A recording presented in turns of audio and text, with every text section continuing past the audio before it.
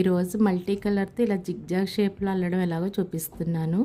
దానికి ఫస్ట్ ఇలా చైన్ వేసుకుని ఒక్కో చైన్లో 2 డబుల్ క్రోషెట్ వేసుకోవాలి. అంటే ఈ విధంగా వేసుకుని జనరల్గా మనం ఈ మధ్యలో వేస్తాం కదా, అలా కాకుండా ఈ డబుల్ క్రోషెట్ మధ్యలో 2 డబుల్ క్రోషెట్ వేసుకోవాలి. అప్పుడు జిగ్జాగ్ షేప్లో వస్తుంది. ఇలా మధ్యలో 2 డబుల్ క్రోషెట్ వేసుకోవాలి. ఇప్పుడు ఈ రెండిటి మధ్యలో 2 డబుల్ క్రోషెట్ వేసుకోవాలి.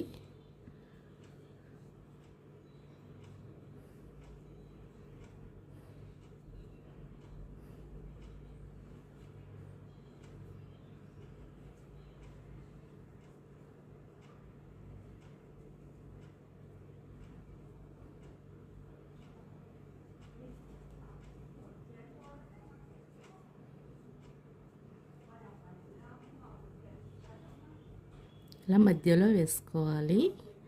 అప్పుడు ఇలా జిగ్జాగ్ షేప్లో వస్తుంది మధ్యలో వేయడం వల్ల. ఈ ప్యాటర్న్ బ్యాగులకి, టేబుల్ మ్యాట్ అల్లుకోవడానికి బాగుంటుంది.